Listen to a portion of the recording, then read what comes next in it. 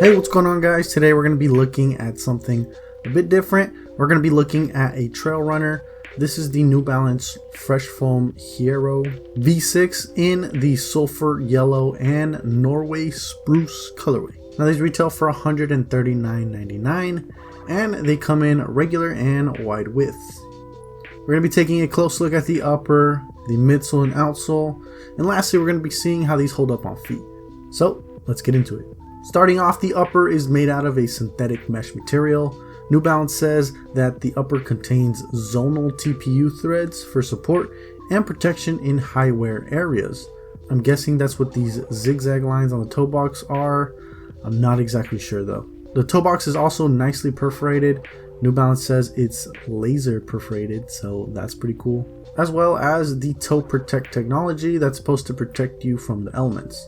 It's basically just a plastic shielding on the toe, which is pretty similar to a Presto, but it's not exposed. Moving up, we have some flat laces with a nicely padded tongue that has what looks to be a Cork Fresh Foam Hierro label on it. Then up top, we have 3 lace hole options for better lacing adjustments. Lining is also very heavily padded for comfort. Across the side, we have a gravelly N logo, as well as the New Balance Trail logo towards the rear. At the rear, we have more New Balance Trail and Fresh Foam branding. Lastly, for the upper, the shoe includes a trail tag explaining that New Balance will donate 1% of the shoe sales to an organization called 1% for the Planet, which is an organization that helps with climate change. The outsole is a Vibram outsole, which is supposed to provide lots of grip. The tag says that the compound is for all terrains, all conditions, whether wet or dry. Vibram brags about the compound's longevity and adaptability. The tread looks really cool. It's got a rocky, rugged pattern to it. Looks like an off-road tire tread, which is really cool. It also has this rear lip sticking out, which probably helps with the stability. The midsole is obviously New Balance's Fresh Foam. It claims to provide a soft landing on rough terrain.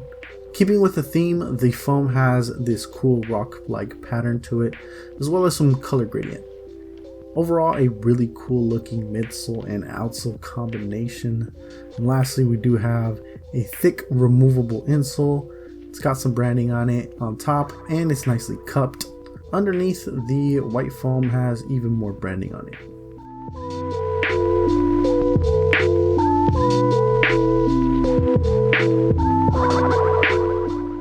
On feet, the upper felt snug, but in a good way. I felt very secure and locked into the shoe. The shoe fits true to size and was just a bit narrow for me, but it definitely wasn't a big deal. Like I said, I felt very secure. The heavy padding on the lining kept me locked in, and the upper was supportive and breathable. The Fresh Foam felt like it should. Every step was springy and responsive, super cushiony. The heel to toe motion felt fluid and comfortable. The Vibram compound definitely had great grip.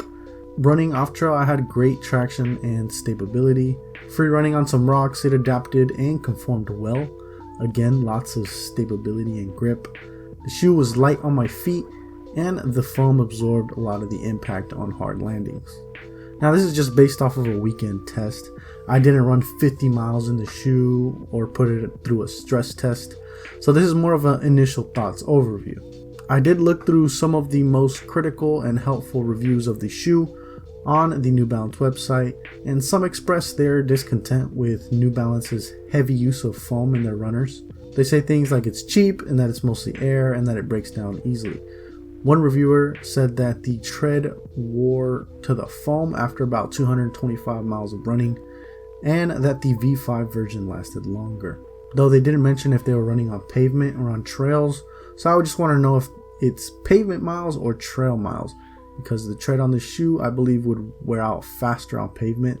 Like off-road tires, they wear out faster on pavement since they're not made for that.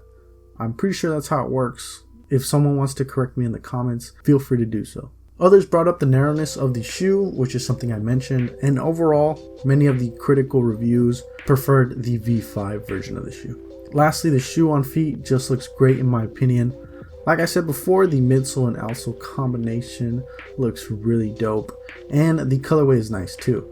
I wanted to get this red colorway, but they didn't have it in stock when I was ordering, so I thought this was the next best colorway.